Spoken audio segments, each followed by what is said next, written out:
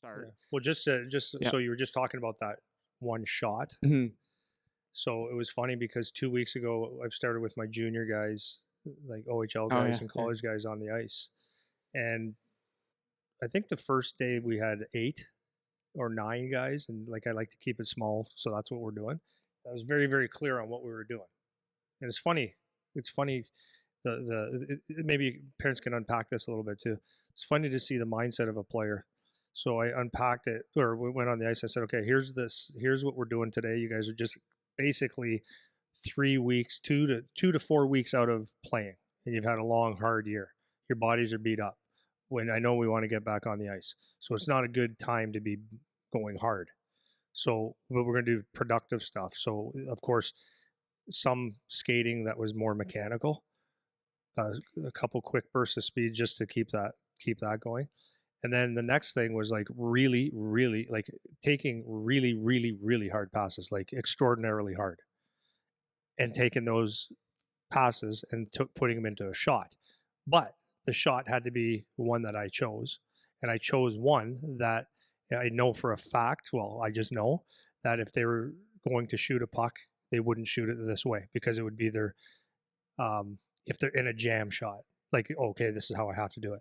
So I made them get uncomfortable and shoot this shot.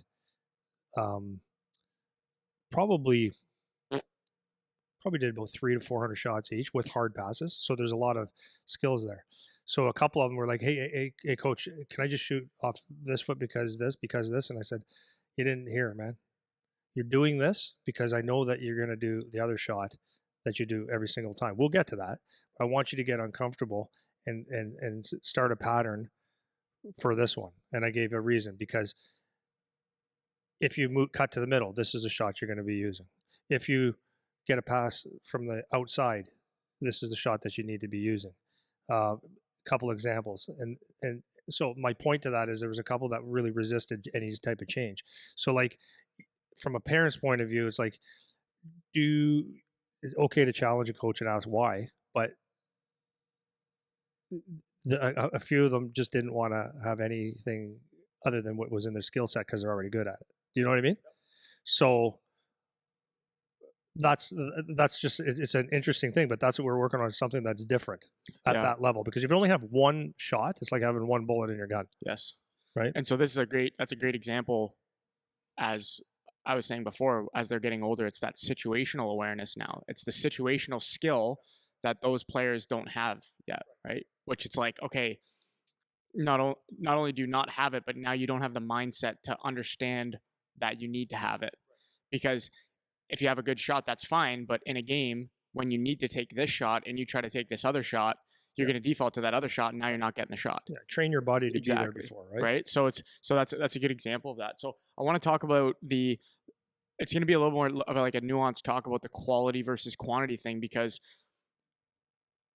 it's kind of I would say it's a common, what's the word? It's like a cliche, like quality over quantity. Like you need ice, you need ice, you need ice, you need ice. So it actually goes both ways, right? Everyone says I need ice, I need ice, I need ice, and then on the other side, people think, well, it's got to be quality, but it's actually both, depending on where you're at, right? So the younger you are, the more the quantity makes sense, because you have no base yet. You don't know how to move. You don't even know how to move your legs. So do you need to have a high quality technical skating skill session when you're 7 or 8? No, because your body, you have nothing to work with yet. You need the quantity first, right? As you start to get older now, you've done the quantity part. You basically know how to skate. Now it's about quality. Now it's about addressing specific things that you need, whether it's a shot or a skating thing or whatever it is. But people, again, forget, they don't forget, they don't recognize that they need to get out of the quantity mindset and start to switch over to the quality as they get older, and they're more selective with their time and their energy. I just had a conversation with 2 of our guys last night. We're talking about their development program through the summer. And I was saying to these 2, because they're 2 very good players, and I was saying to them, this summer, everyone's going to want a piece of you. Everybody's going to offer you this skate and that skate and this workout and come do this and come do this. And you guys have to be smart enough to identify what's good for you and what's not good for you. You know, what do you need and what don't you need? Because if you just keep expending energy on stuff, without any purpose behind it or any intention behind it. You're just wasting your own resources where you need to have focused attention on specific things. And now where you guys are at in your development journey, you know? So maybe talk a little bit about that, the quality quantity thing, and then maybe how it changes as kids start to get older too. Yeah. So quantity, like I was, here's the thing on quantity. Young kids, I mean, it's hard to burn a young kid out, providing they're the ones choosing to do it. Like it's when, I've never been a fan of telling my son that he should go and shoot pucks. Like it's just a waste of time. So, but when he would do it, or kids that I know would just go out there and shoot it, I'd be shoot pucks or do something rollerblade or just do that thing because they love hockey. I don't think there's a thing called burnout. Like for example, in the COVID year, well, I shouldn't just say the COVID year, but that was especially true. Um, the group of kids that my son hung out with, some of them, well, there was a pond that my son used to go to. That was a secret pond. It was huge. It was the size of a rink. Basically, it was awesome. So we'd bring friends, and would go out to this thing, and they would just play all day, morning till night. Some of them were like, "No, I don't want to play that long." And my kid would be like, "I don't understand. It's hockey. You could play all day." That's a kid that wants to be a hockey player. And I'm not saying if you stop at 4 hours, you don't want to. Right. He's a little crazy, anyways. But in previous to that, you would see the kids that had access to the outdoor rinks here in Canada. Okay, so if you're in Florida, you don't have this, but you might have roller hockey rinks. But anyways, the outdoor rink, the kids down the road that had them, it would be like any spare minute. That's where he was going, man. That's where he was going. So that to me is the biggest indicator of good quantity, because everything, like there was free ice, I get to go, I'm going. Someone wanted to play shoot pucks or something, like, yeah, I'm going. That's what I'm doing. And he gravitated to those types of guys. So that is good quantity because you're doing it on your own. You're getting creative, and there's a big difference between me taking you on the ice and saying, "Okay, do this, do this, do this." Like it can be really fun, but it's also could be okay. Shut up, let me just be right. Not everything has to be a lesson. So the quantity is really really good, providing the kid is just doing his thing and having a blast, because you're gonna you can't hurt your skill progression by going out on an outdoor rink or grabbing ice with a couple buddies and just having fun, right? You're going to do all the things that you need to do. As you get older, the quality becomes a little bit more important if you're paying for it, right? Well, no, I shouldn't even say that. The quality should be more quality of it. If you're getting an instructor, it gets more important the older that you get. And then and what I would like to say about that is that quality ice, like if you're doing it with the mindset of skill development, not just going out and playing and having fun for skill development, the quality of that would be, can I take this and apply it to a game or a situation? If you're not getting that, then I don't understand what it is except for reps at something. Because what happens is it's very impressive to watch someone go through a skill drill, tight turns and coming out of a corner, slipping it under the pep or going around a cone and doing all these fancy things. And it's good to see, and it's not going to hurt you. But if that's all you do, then it's not applicable in a game, except for like if you can turn it on in a certain situation. So that's why you'll see a lot of kids in practice and in skill sessions where you go, that kid must be good because he flies, he can shoot a puck hard.